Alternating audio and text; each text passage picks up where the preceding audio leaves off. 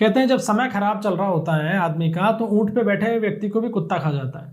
ममता बनर्जी का शायद समय ही खराब चल रहा है कि वो जो भी कुछ करने की कोशिश कर रही है ना कोई पंगा आ रहा है या एक नया ट्विस्ट आ जाता है।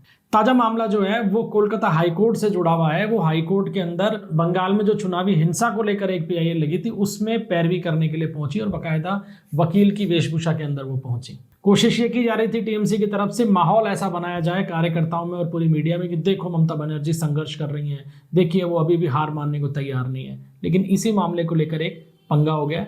क्या हुआ है चलिए बात करते हैं। दरअसल पिछले कुछ दिनों में ये दूसरा इंस्टेंस हुआ है जब कोर्ट के अंदर Mamata Banerjee as a advocate पेश हुई है, बाकायदा वकीलों वाले गाउन वगैरह के अंदर। लेकिन इस बार एक नया पेच ही आया कि जैसे ही ममता बनर्जी ने अपने इस मामले की पैरवी की कोर्ट के अंदर, हालांकि पैरवी जिस मामले को की वो बंगाल में चुनावी हिंसा से जुड़ा हुआ है। अब मुख्यमंत्री पश्चिम बंगाल की रही है ममता बनर्जी और टीएमसी ने कैसे चुनाव लड़ा है आपको मालूम है, और उसके बावजूद भी वो ये कह रही हैं कि साहब उनके कार्यकर्ताओं को निशाना बनाया जा रहा है और बंगाल के अंदर चुनाव बाद में हिंसा बहुत ज़बरदस्त हो रही है। अब इस बात पर कौन विश्वास करेगा? खैर ये तो फैक्ट्स के ऊपर है बातें। लेकिन ममता बनर्जी ने जिस अंदाज में वहां जाके पैरवी की, उस पैरवी को लेकर विवाद खड़ा हो गया और बार काउंसिल ऑफ इंडिया ने पश्चिम बंगाल की जो बार काउंसिल है उससे रिपोर्ट तलब कर ली। अब देखिए क्या टेक्निकल पॉइंट के ऊपर ये सारा का सारा मामला आ गया है और ममता बनर्जी कैसे इसमें उलझ सकती हैं अगर जरा सा भी कोई लकूना मिल गया तो। अब बार काउंसिल ऑफ इंडिया ने कहा है कि भाई ममता बनर्जी तो 2011 से लेकर 2026 तक यानी 15 साल चीफ मिनिस्टर रही हैं। ठीक है, वो एलएलबी कर चुकी हैं, वो रजिस्ट्रेशन भी उन्होंने करवा रखा है एज ए एडवोकेट।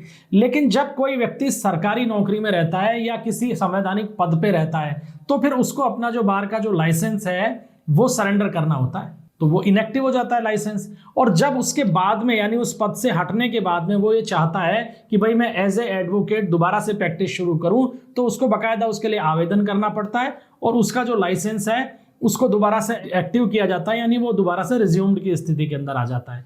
तो बार काउंसिल ऑफ इंडिया ने पश्चिम बंगाल बार काउंसिल से ये पूछ लिया है कि क्या ऐसी कहानी हुई है, क्या ऐसा कुछ हुआ है। और जो सूचना जो मांगी गई है यानी जो जानकारी मांगी गई है पश्चिम बंगाल बार काउंसिल से वो देखिए ये है कि ममता बनर्जी का एनरोलमेंट नंबर क्या है और उस एनरोलमेंट नंबर की तारीख क्या है।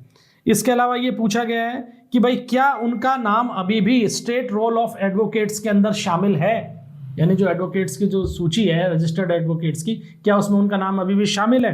सीएम रहते हुए 2011 से 2026 में क्या उन्होंने वॉलंटरी सस्पेंशन की सूचना दी थी, यानी क्या उन्होंने इस बात में को लिखित में आवेदन किया था कि भाई मैं अब चूंकि सीएम बन गई हूं लिहाजा मेरे लाइसेंस को सस्पेंड कर दिया जाए या फिलहाल उसको इनएक्टिव रखा जाए। क्या ममता बनर्जी ने ऐसी कोई सूचना बार काउंसिल जो है वेस्ट बंगाल की उसको दी थी? और अगर दी थी तो क्या प्रैक्टिस का जो स्टेटस है अब यानी पद से हटने के बाद क्या उसको उन्होंने एक्टिव करा लिया है या वो अभी भी इनएक्टिव है या रिज्यूम्ड हो गया है? इस बारे में जो भी कोई सूचना है 48 घंटों के अंदर उसको बार काउंसिल ऑफ इंडिया को अवेलेबल कराओ। अब ये जो सूचना जाएगी ना इसके ऊपर पूरा का पूरा खेल टिक गया है दोस्तों, क्योंकि ममता बनर्जी जो करने की कोशिश कर रही है पश्चिम बंगाल में, जिस तरीके से उन्होंने एक एडामेंसी अपनाई कि मैं सीएम पद से इस्तीफा नहीं दूंगी, दिया भी नहीं, लिहाजा बर्खास्त करना पड़ा उनको, नई सरकार बन गई। अब भी वो अपना जो ट्विटर का बायो है उसके अंदर नहीं लिखती है, एक्स सीएम नहीं लिख रही है, वो एक्स शब्द से उनको नाराजगी है। उनको लगता ये है दरअसल वही गांधी परिवार वाली कहानी कि ममता बनर्जी को भी ये लगता है कि मेरे अलावा कोई बंगाल में शासन कर ही नहीं सकता, हम बेताज बादशाह हैं बंगाल के। लेकिन जनता ने बादशाहत खत्म कर दी है, पद से उतार दिया है। लेकिन इस माहौल को ममता बनर्जी पचा नहीं पा रही है और अपने कार्यकर्ताओं के सामने ड्रामा और नौटंकी लगातार जारी है। और इसी कारण से ममता बनर्जी खुद एज एन एडवोकेट कोर्ट के अंदर पेश हो गई और कोलकाता हाई कोर्ट के अंदर भी पैरवी करने खुद पहुंच गई। तो जब पहुंची तो वहीं पे उनको वकीलों ने विरोध किया, चोर चोर के नारे लगा दिए। इस पर फिर भड़क गई कि साहब मुझे तो वकीलों ने पीटा। आजकल पीटा शब्द बार बार बहुत बोल रही हैं, कभी कहती हैं काउंटिंग सेंटर में पीटा और कभी कहती हैं कोर्ट में मुझे पीटा। हालांकि उन जैसे कद्दावर नेता को या उन जैसे कद के नेता को इस तरीके के शब्द नहीं बोलने चाहिए। वकील जो चोर चोर का नारा लगा रहे हैं उसका विरोध उसी अंदाज में होना चाहिए, उनको ये नहीं दिखाना चाहिए कि उनके साथ में मारपीट की गई। खैर ये ममता बनर्जी की खुद की सोच है कि वो किस तरीके से चीज़ों को प्रेजेंट करना चाहती हैं।